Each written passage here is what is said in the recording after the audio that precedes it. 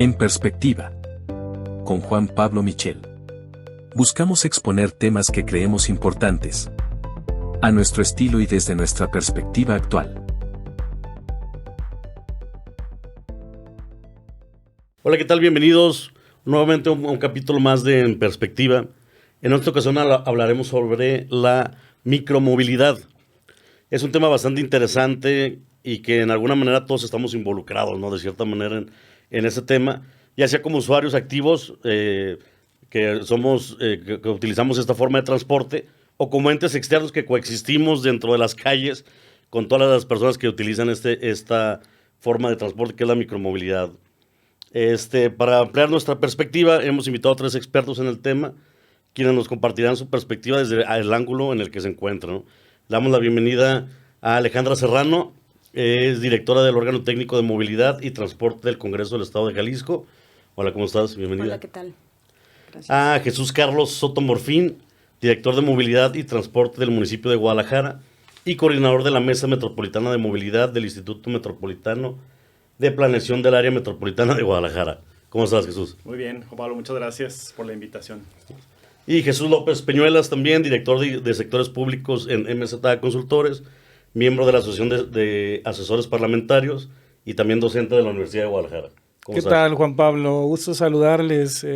Jesús, Carlos, Alexandra, gusto tenerlos aquí y compartir mesa con ustedes. Muchas gracias. Pues bueno, iniciamos platicando sobre qué es la micromovilidad, a qué se refiere o cómo nace este concepto.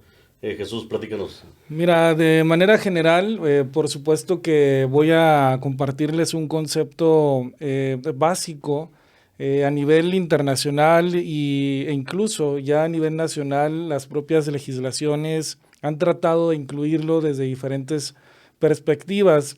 Vamos a hablar ahorita también, por supuesto, cuál es la concepción de la micromovilidad como usuarios y no solamente como norma o como autoridad, ¿no? Desde diferentes perspectivas. Pero la micromovilidad básicamente es un transporte, es un tipo de transporte que ordinariamente tiene una velocidad menor a 25 kilómetros por hora y generalmente se utiliza para trayectos menores a 10 kilómetros, ¿no? En términos de ejemplos, pudiéramos hablar de estos monopatines o estos transportes que están impulsados a través de medios eléctricos o que cumplen con estas características de ley. Pero lo vamos a ampliar con mayor profundidad y por supuesto que es un tema importante. Sabemos que la movilidad de manera general en las ciudades o en las metrópolis como la nuestra, pues tiene un reto importante para poder solucionar precisamente los medios de transporte, las personas que son estudiantes, las personas que trabajan, la conectividad que tenemos de los medios de transporte en el área metropolitana de Guadalajara, que son las líneas del tren eléctrico, los macrobuses o el BTR que tenemos en periférico, la calzada, es decir, es todo una concepción compleja de la movilidad, pero la micromovilidad viene a tratar de poner en discusión la factibilidad. De manera general, sabemos también que otras ciudades del mundo es un medio de transporte ya ordinario, donde ya hay definidas las propias vías, donde hay reglas, donde podemos hablar tal vez de un emplacamiento. No sé, vamos abriendo la discusión porque creo que hay mucho que aportar y sobre todo que informar a la audiencia de que quienes son usuarios o quieren ser usuarios precisamente para adquirir un medio de transporte de estas características. Sí, porque digo, si de por sí es un tema en Guadalajara o en Jalisco, el tema de la movilidad, bueno, la micromovilidad creo que tiene un tema mucho más, o faltan muchas más cosas por hacer o por lograr. Pero bueno, en términos generales, ¿cómo se incluye la micromovilidad en la nueva ley de movilidad del Estado de Jalisco, Alejandra? Bien, pues mira, hay por supuesto varios sucesos que en el país se han dado respecto a los temas normativos. Primero, por supuesto, la Ley General, que vio la luz ya hace más de un año y que permitió o dio paso a que los estados o las entidades pusieran el ojo en el tema o la necesidad de normar y de corregir o de crear incluso nuevas leyes, porque muchos estados ni siquiera tenían una ley especializada en temas de movilidad y seguridad vial. Nosotros aquí vamos a cumplir un año con esta ley de movilidad y seguridad vial, donde vienen conceptos que jamás se habían tocado, o sea, no teníamos una mala ley, la anterior, la que abrogamos, de hecho era, podríamos decir, de avanzada, con diferencia a otros estados, y ya venía jalando algunos conceptos, ¿no?, que pueden estar inmersos en este tema de la micromovilidad. Pero en específico, en esta nueva ley, existen conceptos en el glosario del artículo 5, donde podríamos decir que ya se toca, por ejemplo, cuando se habla de vehículos motorizados y no motorizados. En este concepto de no motorizados, pues se habla donde podrían entrar, ¿no?, la bici, el patín, etcétera. Pero ya de manera específica, sí existe un capítulo, que es el capítulo 5, que habla de los sistemas de la micromovilidad, pero ya como un tema sistemático, es decir, como la suma de cómo se va a proponer la regulación de estas redes de estos tipos de transporte, ¿no? Y existe un artículo en este capítulo 5 que habla de este concepto y que señala como elementos muy específicos, ¿no?, que es, por supuesto, un sistema de transporte ya individual en red, ya habla de esta red, que puede ser, por supuesto, de inversión privada o pública. Lo que se conoce es lo de Mi Bici, que es un sistema como el que ha tenido más ya uso y que ha evolucionado, ¿no?, en gran medida en la ciudad.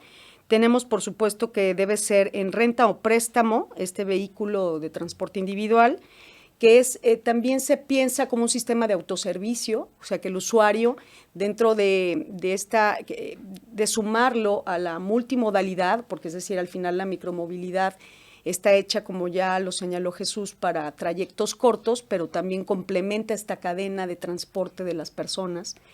Y por supuesto que los desplazamientos sean de corta duración, y también la característica que representa como los últimos kilómetros de viaje de esta cadena de traslados, ¿no?, que realizan los usuarios. Y luego viene, por supuesto, un artículo que habla de la red y de la infraestructura y de lo que se propone, pues, como la política pública, ¿no?, que debiera de atenderse respecto a la micromovilidad. Y ya en específico, pues como buena ley general, marca ya una serie de requisitos, por ejemplo, para aquel empresario o para la misma autoridad que desea como crear estas redes de transporte de micromovilidad, pues vienen los requisitos. Y son también elementos sustanciales como determinar la autoridad competente, los polígonos, dónde son los sitios donde se van a dejar y se van a tomar. Por supuesto, se propone aquí como requisito que tenga que pensarse el llegar al mayor número de personas objetivo de ese polígono, de esa zona, que se piense, por ejemplo, en los de anclaje, que son estos de las bicis, por ejemplo, pues no hay problema en su orden o en el aparcamiento de ellos, pero en los sistemas que no tienen anclaje, pues es todo un reto, ¿no? O sea, dónde se van a ordenar, cómo se van a manejar. También las características mínimas que deben de tener los vehículos, que sin embargo yo veo la necesidad pronta de contar con una norma técnica que vaya creando ya más a profundidad las especificaciones de este tipo de vehículos. Pero por lo menos la ley ya tocamos que tenga que tener iluminación trasera y delantera, que como es un sistema de transporte en red, tendría que tener una identificación visual, un número o algo que lo identifique. Una placa, ¿no? Exacto, lo que llamaríamos una placa. El sistema de frenado, por supuesto, como un tema interesante. Y el sistema de GPS, que bueno, guarda una lógica, pues para poder localizar sobre todo a los que no tienen anclaje. Y que pueda ser también para este usuario, como es al final un servicio, tendría que ajustarse en temas de asiento, en el tema de los patines a lo mejor del volante, como este tipo de cosas que se puedan adaptar, características que pudieran acomodarse, ¿no? Se habla también, por supuesto, como en todos los sistemas de transporte, de una estructura de tarifas, o sea, que esté determinada, que sea pública, que se dé a conocer. Y también, pues ese es uno de los que suma los retos, ¿no? ¿Cómo se va a regular esta tarifa en la micromovilidad? O sea, ¿cómo vamos a determinar qué factor o qué tipo de ecuación va a dejar también una certeza respecto a cómo se determina la tarifa? Por supuesto, los temas de siniestros, debe existir un protocolo de cómo se va a manejar. Y también el sistema de seguros de daños a terceros, responsabilidad civil, temas jurídicos pues que están inmersos porque por supuesto tienen este contexto también. Y las políticas normales, normativas de privacidad que debe de guardar, por ejemplo, una empresa, que debe de contar con un sistema de una app o una página web donde se pueda consultar o se pueda también manejar el sistema. Mecanismos de evaluación, por supuesto, que ayuden también a la base de datos de la autoridad, porque también la ley general y la ley estatal ha creado un sistema o un registro donde al final todo lo que corresponde a los temas de transporte deberán de sumar en datos que sirven para estadística, que sirven para políticas públicas, etcétera. Entonces también estos sistemas de red tendrán esta responsabilidad de generar datos y de compartirlos. Y también, pues buscar, por supuesto, a quien otorgue el servicio, siempre ponderar que la tecnología sustentable sea la mejor o que esta mejora continua que ofrece la tecnología, pues se tenga siempre en la mira. Y un tema que es muy interesante y que es parte también de sumar a los retos, pues son los temas de cultura vial. También quien va a prestar el servicio, quien va a crear esta... por ejemplo, de los patines, ¿no? Algún empresario que quiera entrarle, pues también hay que entrarle con esta corresponsabilidad de la cultura vial, de la seguridad vial, porque, por ejemplo, hoy es más usual, ¿no? Ver en las calles, por ejemplo, los patines. Y pues el tema del casco sigue siendo, un asunto importante como en el ciclista, ¿no? Pero Sí. bueno, no hay todavía como este tema de culturizar respecto a la seguridad personal y también en el uso, ¿no? En los temas de las vías, de donde sí, donde no, etcétera. Entonces, bueno, ese ya es otro tema que son la serie de retos, ¿no? Normativos y sobre todo de cultura, porque las ciudades cambian y se modifican, pero tienen que ir pues agarradas de este compromiso de todos generar un cambio y educarnos, ¿no? Sí, porque de repente todavía es complejo o todavía hay una mala convivencia, podría decirlo así, entre el automovilista, entre el motociclista y ahora hasta dentro del ciclista, ¿no? Bueno, quién va primero, quién tiene mayor responsabilidad, quién tiene preferencia.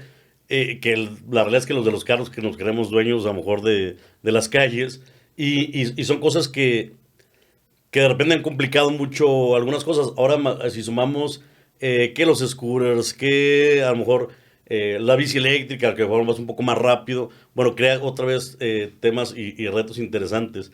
Y por ejemplo, para los municipios, Jesús, ¿cuáles son los retos justamente para el tema de micromovilidad? ¿Cómo vamos a ir integrando este concepto y esta forma de transporte para todos? Sí, claro. Bien, es todo un tema, es complejo. Ya lo decía Jesús y Alexandra explicaba bien cómo está el marco normativo para regular este tipo de sistemas cuando operan en el formato de una red y en el formato de una empresa. También tenemos dispositivos de este tipo de uso individual, es decir, que el usuario compra en una tienda su patín eléctrico o su bici, puede ser eléctrica o puede no serla, y es estrictamente de uso individual. Entonces tenemos, cuando hablamos de micromovilidad, estas dos vertientes, el usuario como individuo y por otro lado la operación ya de una empresa que lucra con estos dispositivos en el espacio público. Este tema ha sido polémico a nivel mundial. Incluso ha habido ciudades que ya han prohibido el que las empresas operen en las ciudades ofertando este servicio. Por ejemplo, es el caso de París, que acaba de votar recientemente la población el que no se permita que estas empresas operen en la vía pública, como lo venían haciendo. Y sobre todo es por un tema de orden y de respeto al espacio público. Si no se cuida mucho eso, y eso es lo bueno de nuestro marco normativo, que sienta las bases para que eso pueda ocurrir, pues tenemos entonces obstrucciones en las banquetas, obstrucciones en las cocheras o entradas y salidas de algunos puntos también de distribución logística o invasión también de carriles u cajones de estacionamiento para otro tipo de vehículos, etc. Esto es lo que ha generado molestias en algunas ciudades y quizá porque llegaron estos sistemas de micromovilidad antes de que existieran como reglas claras, claro, ¿no? Regulaciones. La ventaja que tenemos nosotros acá en Guadalajara, y dirían del área metropolitana de Guadalajara, porque en realidad es algo que llegó para todos los municipios, es que llegamos ya con una experiencia previa en estas otras ciudades, sabiendo qué funcionó y qué no funcionó. Hicimos en el 2019 una prueba piloto de 4 meses entre Tlaquepaque, Zapopan, Guadalajara, donde le dimos la oportunidad a las empresas que quisieran de ofertar el servicio en las ciudades. Lo hicieron durante 4 meses, llegó la pandemia por COVID en el 2020 y ahí tuvieron que frenar operaciones porque ya no generaba en su esquema de negocio las utilidades necesarias para poder seguir con la operación. Pero esos 4 meses nos arrojaron muchas luces. Uno, si esto que ahora está incorporado en la Ley Estatal de Movilidad, Tránsito y Seguridad Vial está funcionando, y ahí lo pusimos a prueba antes de que estuviera en la ley y vimos que sí funcionaba. Y vimos también en qué casos sí hubo viajes que se generaron y en qué casos no. Hay también un factor económico importante. El costo del viaje durante esos 4 meses en promedio estaba en alrededor de lo que te costaba un viaje de Uber. Y en ese sentido pues se volvía un aspecto costoso para el usuario. Y entonces también se dieron cuenta ahí las empresas que su modelo de negocio no estaba funcionando por el costo de los viajes. Sí se generaron viajes, al principio por ser una novedad, pero después decayó el uso por lo costoso que estaba resultando, ¿no? Entonces tenían que ajustar entre la tecnología, que estaba todavía muy costosa en ese entonces, y los costos por kilómetro, para que sí fuera rentable para la población en general en Guadalajara. Asentamos entonces unas reglas básicas de operación para estas empresas en esos 4 meses. Lo más importante es que les determinamos en dónde podían dejar los dispositivos después de utilizarlos. Esta es la parte que más falla en las otras ciudades. Y pedíamos una serie de incentivos a las empresas para que invitaran al usuario a dejar el dispositivo en estos espacios correctamente estacionado. Aunque no había un sistema de anclaje, como nos comentaba Alexandra, sí delimitamos cajones exclusivos para dejar los patines eléctricos, donde las empresas, por ejemplo, le daban el costo del viaje más barato al usuario que dejara bien colocado el dispositivo en este punto, o algún otro tipo de incentivo, ¿no? En un momento de educación. Entonces, con eso lo que hemos visto es que en Guadalajara sí sería factible la operación de estos sistemas, siempre y cuando cuidemos estos elementos en los que se vuelve indispensable que la empresa colabore junto con la autoridad en la regulación del uso de los dispositivos para no tener un desorden urbano. Si eso se da, hay garantías de que se pueden utilizar y utilizan la misma infraestructura que utilizan las bicicletas. En ese sentido, cuando hablamos de micromovilidad, estamos hablando del mismo tipo de infraestructura tanto para la bicicleta de uso individual o la que tenemos como de uso público, y los dispositivos eléctricos como los patines, o algún otro tipo de variante que pueda haber todavía por ahí emergiendo en el mercado próximamente. La verdad es que hay mucha innovación en el mundo al respecto, sí. Entonces estaremos viendo constantemente nuevos dispositivos circulando en la ciudad. Queremos que vengan y que operen todo ese tipo de dispositivos en nuestra ciudad, porque lo que significan de fondo es un auto menos en nuestras calles. Y ese es el objetivo de una movilidad sostenible. Que no tengamos unas calles saturadas de automóviles, sobre todo en lo que ya se mencionaba como el viaje de última milla. Es decir, los viajes más cortos para llegar ya al destino final, en un recorrido que a veces es de 20, 15 kilómetros y a lo mejor se hace una parte en automóvil, otra parte en transporte público, en tren ligero, y los últimos 2, 3 kilómetros se pueden realizar en estos dispositivos, lo cual permite tener mucho mayor oferta de espacio público, reducir los índices de contaminación y reducir la siniestralidad de nuestras calles. Entonces es un círculo virtuoso que como autoridades estamos buscando fomentar, creciendo la infraestructura segura para la operación de todos estos dispositivos. Importante lo que menciona Jesús Carlos y Alexandra, desde una perspectiva como usuario, saber que la infraestructura donde se utiliza la bicicleta es fundamentalmente los espacios para hacerlo, pero hemos visto y estoy seguro que así como los propios usuarios de diferentes medios de transporte, estas personas que utilizamos patines, también los hemos visto por vías rápidas, ¿no? Han pasado accidentes por López Mateos. Obviamente el tema del casco, una cultura muy compleja porque no la tenemos a veces ni siquiera para la propia bicicleta. Y pensando como usuario, precisamente era mi cuestión. Voy a pensar que voy a comprar un patín eléctrico en Guadalajara para poder llegar al tren ligero, ¿no? Que es una de las conexiones. ¿Puedo subirlo al tren ligero? ¿O voy a ir al Estadio Jalisco y dónde voy a dejar mi patín? ¿Dónde van las bicicletas? Es decir... y la seguridad, ¿no? Más allá de la seguridad, de tu propia seguridad, pues la cultura vial tan importante que es para estos casos, y saber que por lo menos hoy, a pesar de que estamos encontrando un boom de estos productos, ya la importación la vemos cada vez más ordinaria, ya vemos tiendas donde venden patines accesibles. No, ya son como agencias, ¿no? Ya los ven como agencias de transporte eléctrico y venden, aparte del patín, venden accesorios que pudieran servir de protección. Pero además trasciende esto porque hasta donde entiendo, ustedes me lo van a decir, también hay transportes eléctricos de mayor velocidad, ¿no? O sea, sí, que en el entorno de la norma puedo emplacar una bicicleta que tiene una velocidad como una motocicleta, exactamente.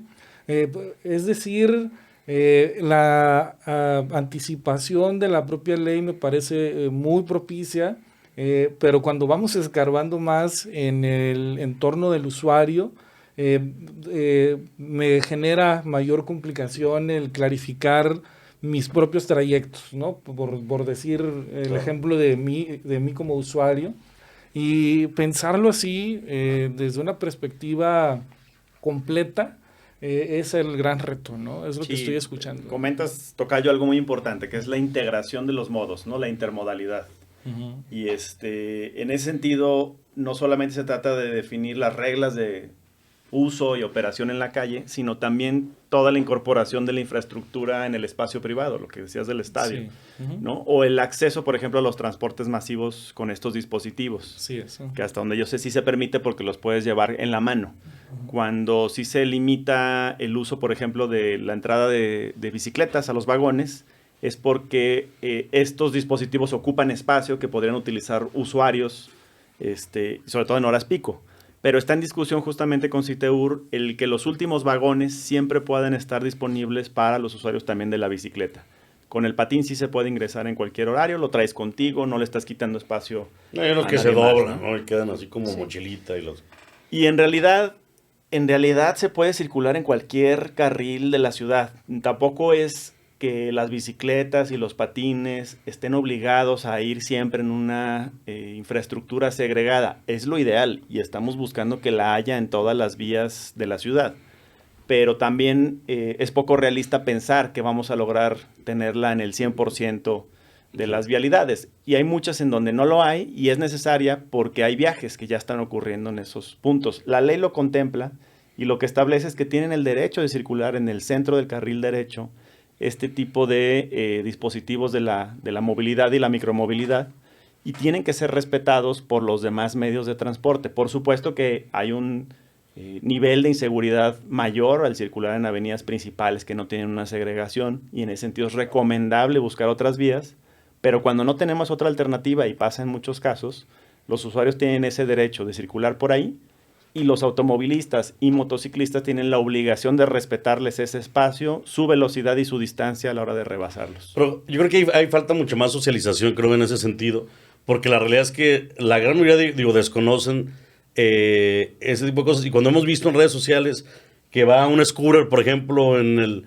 puente de Mariano Otero y los carros pues todos van pitándole, inventándole la madre y lo ponen como si fuera una imprudencia, ¿no? O sea, como que ven nomás cómo se le ocurre estar circulando por aquí, cuando, como tú dices, bueno, es un derecho que tienen y que a lo mejor ya lo contempla la norma, pero si no la conocemos, pues creemos que... Porque a veces los vemos esos scooters o todo eso lo vemos como juguetes, ¿no? O sea, no lo vemos a lo mejor como un medio de transporte, sino como, bueno, un juguete, o a lo mejor hasta un tema más turístico. Sí, no, a lo mejor tampoco lo concebimos muchos como un tema de una opción para recorrer la última milla, como dicen, para movilizarme de cierta forma. Yo, a lo mejor las veces, las que yo he visto como toda esta infraestructura, pues ha sido en ciudades turísticas donde la gran mayoría las usan o que yo sienta que los usan por recorrer más rápido todo el tema que tiene que recorrer, para no recorrerlo a pie. Pero pues, entonces hay como mucha desinformación justamente en eso, ¿no? Uno pensará que es una infraestructura turística, y otros, evidentemente, pues que es un medio de transporte del día a día, pero como dices, si yo no puedo, por ejemplo, tengo mi bici eléctrica, recorro mis 3 kilómetros a lo mejor para llegar al tren, y si no lo puedo subir, pues entonces ya no me sirve, ¿no? La realidad es que, porque no lo voy a dejar allá afuera del tren la bici. Entonces ya de manera inicial, pues ya mejor tomo camión o tomo mi vehículo. No sé, digo, al final es un gran reto. Y en el tema normativo también, justamente yo lo checaba, Alessandra, no sé tu punto de vista en el tema de eso, la diferencia, no sé si lo especifican ahí, si son juguetes o son medios de transporte, o cuál es lo que lo diferencia de uno de otro, qué características debe de tener. Bien, pues para diferenciar o determinar, sí la ley tiene algunos puntos que podemos como tomar y saber cuándo es un juguete o no es un juguete. Hay normas ya, no reconozco que sean mexicanas, pero ya existe otros países que han determinado, por ejemplo, por supuesto, pesos y medidas, y sí hablan de cierto peso, ¿no? Que lo determina. Ahora, hay una situación que es básica. Normalmente todos este tipo de instrumentos, de juguete o ya como vehículos como tal, el fabricante determina, por supuesto, su uso, ¿no? Y entonces tendríamos que entender que si la ley habla de no más de 25 kilómetros, creo que hay un rango también entre 6 y 25 kilómetros para entender que ya se entiende como un sistema de micromovilidad. Bueno, pues entonces el juguete no podría ir por más de 6 kilómetros, ¿no? Ni tener tampoco, normalmente los juguetes son de un peso mucho más ligero. Estas motos eléctricas que tú refieres, digo, yo tengo hijos y han tenido oportunidad y no tienen, ni siquiera alcanzan, yo creo, los 2 o 3 kilómetros, pues, sería imposible, ¿no? Entonces, esto lo hace así, pero pues también hay temas que salen como de lo general y de lo habitual, ¿no? Sí. Y también, pues, muchas personas tienen estas habilidades, como en los vehículos motorizados, de modificar y de hacer, pues, un tema medio híbrido, ¿no? Entonces, ahí entra también parte de los retos de su clasificación, pero creo que al final lo determina un tema técnico, ¿no?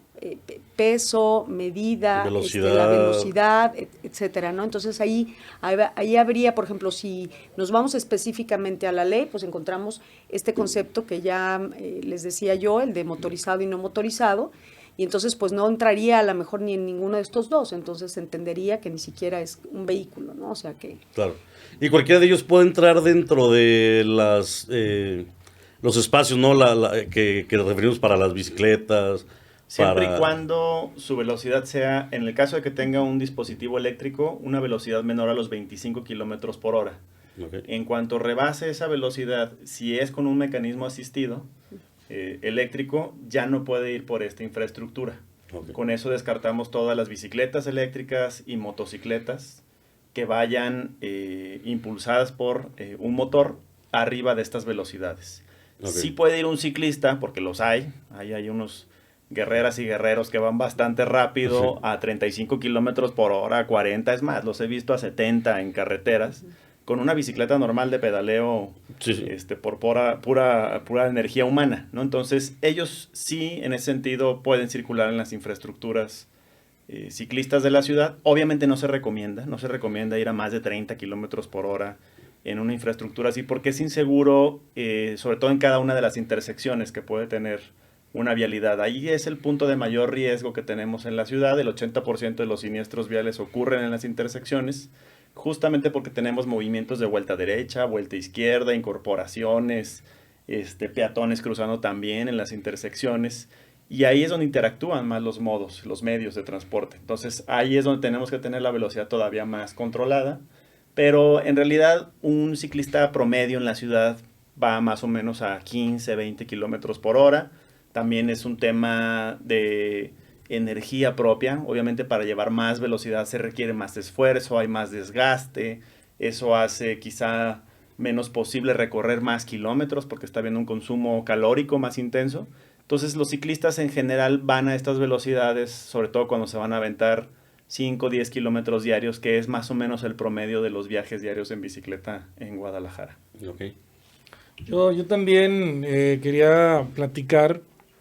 Considero, al igual que el comentario de Alexandra, que el tema de las propias normas oficiales mexicanas deberán delimitar definitivamente las clasificaciones de este tipo de instrumentos de transporte o en su caso de juguete, como también se señalan. Y reitero la complejidad, y lo hemos hablado aquí en otros programas, el tema de normar o regular cualquier tipo de situación social. Es muy complejo anticiparnos, eso es una realidad, saber con qué te vas a encontrar. Esta situación que comentan las propias empresas que están involucradas, saben también cómo reclasificar sus propios productos para poder entrar o no entrar en ciertas normas o en ciertas regulaciones. Y este es el gran reto, y anticiparnos con esta ley general, anticiparnos en el Congreso de Jalisco con esta ley estatal, es un avance importante y por supuesto que va de la mano con las luchas de todas las personas en estos temas que a través de propias asociaciones, activismo como Jesús lo ha hecho, han tratado de anticiparse en la medida de lo posible. Sin embargo, yo sí vislumbro, y creo que es una coincidencia de esta mesa, que estamos a nada de empezar a ver de manera mucho más ordinaria este transporte. Ya lo estamos viendo, ya vamos en el vehículo, ya vamos caminando, ya vamos en el transporte público y empezamos a ver de manera ordinaria esta situación.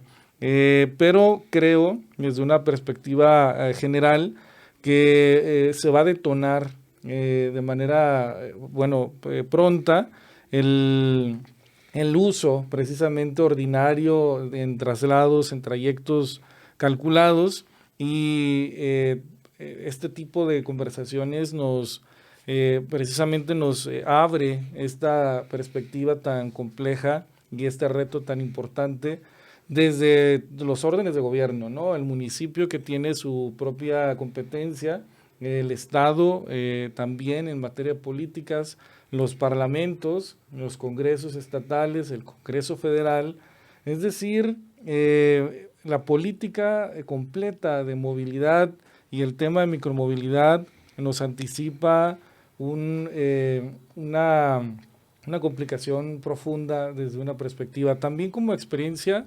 Adelante, Jesús.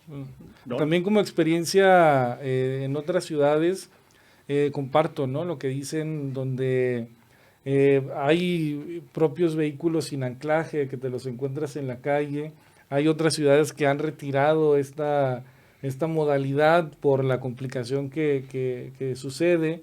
Me ha tocado incluso en la Ciudad de México ver patines en la banqueta, y supe también de llamémoslo experimento que hicieron las empresas aquí en Jalisco, y que al final yo no tenía conocimiento que había sido por la pandemia. No habían decidido todavía arrancar este programa, que a diferencia por lo menos de esta prueba, Mi Bici, el programa de Mi Bici sigue todavía creciendo y siguen sumando usuarios, ¿no? Decía algo fundamental Jesús sobre cómo las autoridades toman las decisiones respecto a la emergencia de estos medios de transporte, y ahí, si bien es muy difícil anticiparse a lo que pueda llegar al mercado y ocurrir en las calles, sí hay algo fundamental para tomar decisiones no arbitrarias ni basadas en prejuicios, y esos son los datos que tenemos actualmente que ya nos dicen que hay una realidad ocurriendo en las calles. Y hay diferentes maneras de interpretar y mirar estos datos, evidentemente. Como lo hacemos ahora las autoridades involucradas en el tema de movilidad, es ponderando qué es lo, digamos, más importante y lo que más queremos evitar y proteger en las calles de la ciudad. Y hemos, en ese sentido, sobre todo, interpretado los datos en función de la siniestralidad, pero no vista de una manera general, sino en dónde estamos teniendo ocurrencias, hechos que generen lesiones o generen muertes, que es lo más indeseable que puede ocurrir en nuestras calles. Y los datos lo que nos están diciendo ahorita es que en realidad estos dispositivos no representan un riesgo. Es decir, no tenemos muchas lesiones, muchas muertes, incluso diría que casi en una tasa cero, muertes hay muy... Yo no tengo ahorita, por ejemplo, detectado algún caso de un patín eléctrico que haya estado involucrado en el fallecimiento de alguien, y mucho menos, no solamente donde el propio usuario sufre una lesión o un fallecimiento, sino se lo provoca a alguien más, ¿no? Mucho menos se da esa situación. Pero donde sí estamos encontrando un problema grave es, por ejemplo, en el tema de las motocicletas motorizadas con combustión fósil, de alto cilindraje, de bajo peso, que alcanzan altísimas velocidades, y tenemos un 30% de motociclistas fallecidos que fallecieron sin haber tenido una interacción con otro medio de transporte, es decir, solamente por un derrapamiento o por haberse impactado con algún objeto del espacio público, un volardo, un poste, un muro de contención, un árbol, y eso es por un exceso de velocidad y por quizá alguna falla en la infraestructura. La combinación de esos dos aspectos son los que generan este tipo de acontecimiento. ¿Qué nos dice esto a las autoridades? Que donde tenemos que poner el ojo ahorita, el cuidado, es en el incremento del uso de la motocicleta y sobre todo de motocicletas de bajos estándares de seguridad o nulos estándares de seguridad que se están vendiendo a veces por 3,000, 4,000 pesos en tiendas de nuestra ciudad. En ese sentido, Guadalajara acaba de, también propiciado por la ley general, reformar su reglamento de regulación de giros comerciales para que esté prohibida la venta de motocicletas sin emplacado previo. Porque además teníamos este tipo de motocicletas de bajo costo y sin estándares de seguridad siendo adquiridas por gente que no tiene una capacitación previa, que no pasó una prueba de manejo, no tiene una licencia, por lo tanto, conduciendo en la ciudad y por lo tanto generando esta estadística. Y todo el tema de, a lo mejor me voy por otro lado, pero también ese tema de los accidentes en moto y de la adquisición de motos de bajos estándares de seguridad, ¿qué tanto tiene que ver también con el tema de las plataformas? Totalmente. Muchísimo potencializó todo eso, ¿no? Muchísimo, porque ha incrementado el uso y además hemos detectado que los algoritmos de las plataformas incentivan las velocidades. Por ejemplo, si tú eres un repartidor y tienes 3 repartos programados, ya recogiste la mercancía en los restaurantes, los algoritmos de las plataformas no te toman en cuenta el tiempo que tardas en entregarle ya una vez estacionada tu moto el paquete al consumidor. Si se tarda 2-3 minutos porque estaba en el baño cuando llegaste, ese tiempo te lo va a exigir que lo recuperes en el siguiente viaje de entrega de la siguiente mercancía. Eso se traduce en un incremento de la velocidad del motociclista. Entonces tenemos ahí un problema serio que se está buscando atender a través de la gestión directamente con las empresas que utilizan este tipo de servicios. Porque incluso el tema de las plataformas, hay un incentivo para que tu paquete llegue más rápido, ¿no? Es correcto. O sea, tú puedes pagar ciertos pesos para tener una entrega express y que obviamente no sé, sigue habiendo un porcentaje para el repartidor y otro para la empresa, pero está incentivando subir velocidades porque no puedes anticiparlo de otra forma, ¿no? A menos que el algoritmo que supuestamente encuentra siempre al repartidor más cercano. Bueno, no me quiero meter en ese tema. Ya es otro tema diciendo, pero sí, claro, es una consecuencia de repente si se incrementó el tema de las motos en circulación de manera importante, es justamente por eso, ¿no? Por las plataformas. volviendo ya al tema otra vez de micromovilidad, entonces, por ejemplo, un empresario ya tiene la posibilidad de, si cumple obviamente con todas las regulaciones, con toda la normatividad, de crear infraestructura para rentar estos medios de transporte, poniéndolos en ciertas situaciones, o cómo reactivar a lo mejor ese proyecto que tenían. Sí existen ya criterios y normativas en la mayoría de los municipios del área metropolitana de Guadalajara. Todos los 10 municipios que conforman el área metropolitana aprobaron las bases para que se pudiera llevar a cabo la prueba piloto del 2019. Uh-huh. Y no recuerdo si fue la totalidad de los municipios, o por lo menos sí estoy seguro de Zapopan, Guadalajara, Tlaquepaque y Tlajomulco, reformaron sus reglamentos propios para que pudieran emitirse licencias de operación ya a este tipo de empresas, cumpliendo con estos criterios establecidos en esa, digamos, norma metropolitana. Entonces ya hay condiciones para que cualquier empresa se acerque a las direcciones de movilidad o las correspondientes a buscar este tipo de licencia de operación. Se evalúa y se le pide una información a la empresa que tiene que entregar en tiempo y forma, documentación completa para que explique cuál es todo su protocolo de operación, y si cumple con esos requisitos, entonces ya se le puede dar una licencia de operación de giro. Ok. Perfecto. Bueno, pues es todo un tema. Pero bueno, tenemos que llegar al final. No sé, conclusiones sobre el tema de micromovilidad. Sé que faltaron muchos temas por tocar, pero bueno, lo que están, el micrófono es suyo para lo que quieran decir al final. Bueno. Alessandra. Pues yo creo que hay diferentes retos, por supuesto, que están en la mesa. La ley lo que permite ahora es el que se tenga o estemos obligados a desdoblarla, o sea, a vincularla, a que la reglamentación también, las normas técnicas, los manuales se tengan que poner sobre la mesa, o sea, crearse. Lo que es importante es que, bueno, a nivel internacional, pues la micromovilidad es un elemento sobre el cambio climático, ¿no? Y los retos también que se tienen, coinciden pues que si no, entiendo que la Comisión Europea, por ejemplo, tiene un reto para el 2050 que habla totalmente de temas de transporte, y la micromovilidad es lo que les permite, o el camino que ellos van a tomar o a considerar y a fortalecer para el tema de las emisiones, ¿no? De reducirlo lo máximo, el 90% habla la Comisión Europea. Y así, de esta forma, creo que pues es como muchos beneficios, ¿no?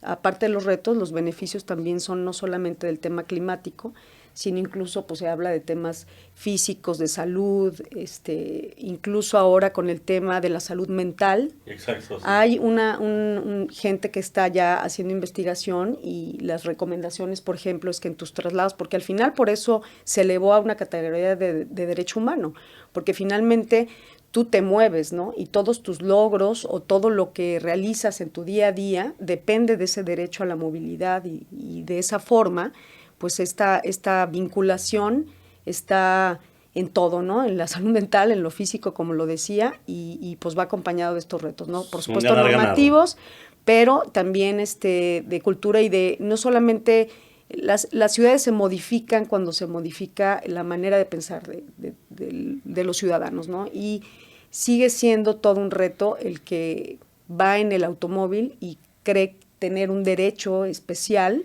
que se consagró por muchos años, porque pues las ciudades así estaban conceptuadas, y ahora entender que, digo, lo vivimos con el carril bus-bici. Entre mi equipo de trabajo escuchaba un enojo tremendo, sobre todo alguien que tenía ese trayecto que decía, ¿cómo es posible? Y no, bueno, ahora hace un par de días que veníamos circulando él y yo por ahí, me decía, oye, tengo que reconocer que cambié mi forma de llegar al Congreso a trabajar, que reconozco que de estar molesto y ver que no lo usaba nadie, ahora me dice, mira, va un patinador, va el de la bici, o sea, es impresionante. Me dice, y yo hoy defiendo este tema, porque hasta que lo viví y obtuve los beneficios, pues lo entiendo, ¿no? Entonces creo que, bueno, esto es el mío. Sí, perdón. No. De acuerdísimo con esto que comenta Alexandra. La micromovilidad es necesaria en las ciudades si queremos sobre todo combatir la crisis climática que enfrentamos a nivel planeta, sobre todo porque nos permite evitar los viajes en medios de transporte de combustión fósil, que es el principal agravante generador de CO2 y otros gases a nuestra atmósfera. La micromovilidad además tiene que ver directamente con la calidad de vida. Se trata de resolver cómo movernos de la manera más eficiente en la ciudad utilizando el menor espacio posible, de cara a que cada vez somos más gente viviendo en las ciudades y queremos evitar lo que sería lo más indeseable, que es seguir expandiendo la ciudad.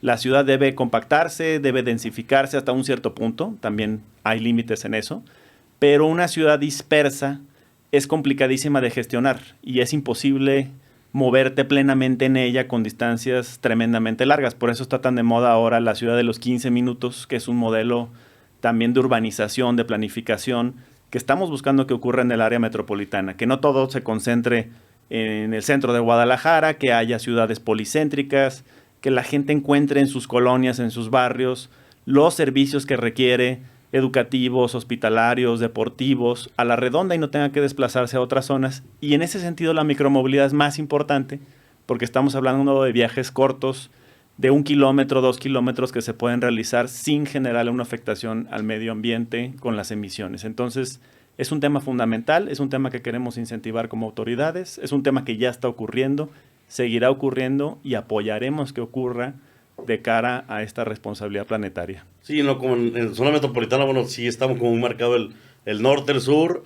y todo lo que está por el norte también estará su réplica en el sur, justamente para decir, bueno, ya no vengan hasta acá, no es necesario, ya tienen los mismos servicios, tienen las mismas ofertas de entretenimiento y de algunas otras cosas. Pero bueno, sí, seguimos viendo también el tema de que muchos fuera del periférico, bueno, pues son todas esas colonias, pues en la gran mayoría, o no sé qué tanto sea todavía como antes, que era como el dormitorio, ¿no? Y todos seguían viniendo a trabajar y a laborar al centro de Guadalajara, al centro de Zapopan, y regresaban solamente a las ciudades satélites a dormir. ¿Sigue siendo también este mismo fenómeno a la actualidad o ya poco a poco se Claro, el fenómeno ciudad dormitorio, bien lo has dicho, es toda una planeación, una perspectiva de la planeación urbana, viene sobre todo de Norteamérica ese modelo. Desgraciadamente se desarrolló mucho en nuestra ciudad en las décadas anteriores. Se está buscando revertir ahora, incorporando los usos mixtos, las mixturas y equilibrando las densidades en los diferentes puntos urbanos de los municipios. Pero todavía hay un reto mayúsculo con equilibrar las zonas que sí se configuraron como zonas específicas de habitación y donde no se incorporaron otro tipo de servicios, sobre todo en zonas, como bien decías, más allá de periférico.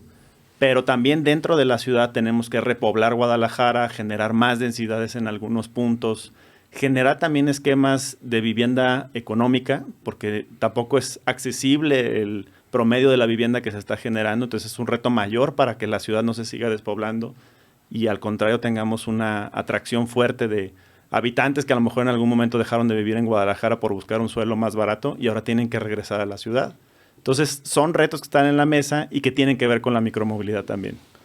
Definitivamente, sí, también para concluir y apoyando las participaciones de Jesús y Alexandra, el tema de la movilidad está vinculado a la calidad de vida. Creo que el mayor ejemplo lo tenemos aquí en Guadalajara, o en el área metropolitana de Guadalajara, y es precisamente la calidad de vida que te significa 2 horas de trayecto hacia tu trabajo o hacia la ciudad, porque ahí están las escuelas de los niños, ahí está tu trabajo, y tienes que generar una programación para regresar por la noche por los niños, por tu trabajo, y llegar pues a dormir, ¿no? Porque evidentemente es imposible ir a comer a casa y regresar a trabajar, y esto creo que lo hemos dicho muchas personas, no es un tema generacional, sino es una necesidad. Es decir, muchos hemos dicho, si yo pudiera ir a mi trabajo en transporte público, lo haría, definitivamente. Sí. Si hubiera la posibilidad, la conectividad para hacerlo. No, y no durara 2 horas en llegar, hora y media. Por eso, ¿no? Cuando trabajé en el Congreso, tenía una ubicación privilegiada donde tomaba el tren ligero y podía transportarme sin ningún problema. Y creo que la micromovilidad es la alternativa en la medida en que crezca de manera ordenada, en la medida en que la regulación sea anticipada, pero también sea reactiva de manera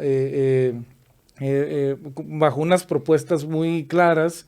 Y creo que, insisto, la micromovilidad en estas conexiones, digo ya con los términos técnicos, nos permitirán a algunas personas, renunciar a estos trayectos inmensos, a una calidad de vida arriba de tu vehículo que implica salud mental, como lo dijeron de manera correcta. Y sobre todo, para concluir, comparto la visión de una perspectiva ecológica.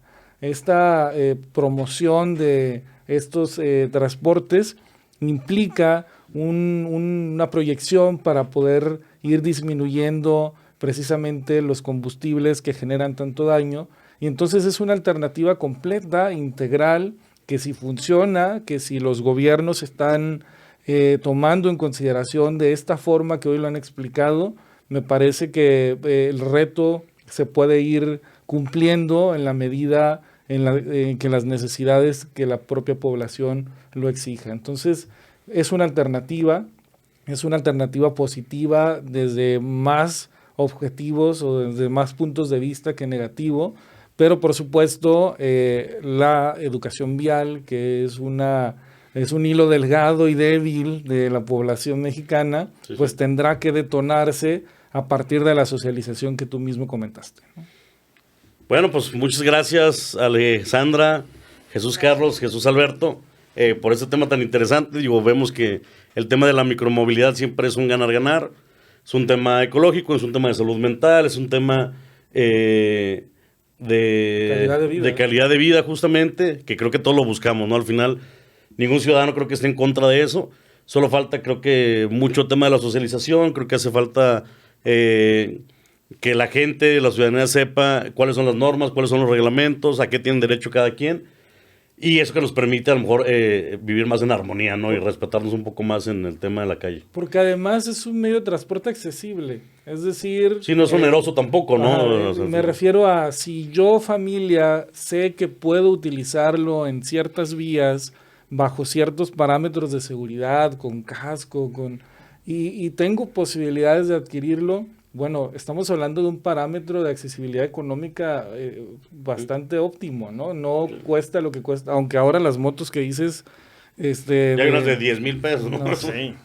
O sea, es lamentable, pues, por lo que representa en temas de seguridad, pero creo que sí es una alternativa también económica. Claro, y hay que llevar también transporte público a esas zonas donde se utiliza esta moto, porque es por una necesidad, ¿no? Eso también hay que decirlo, y se debe combatir ofreciendo alternativas para todas esas personas que viven en condiciones donde no llegan otros servicios de movilidad.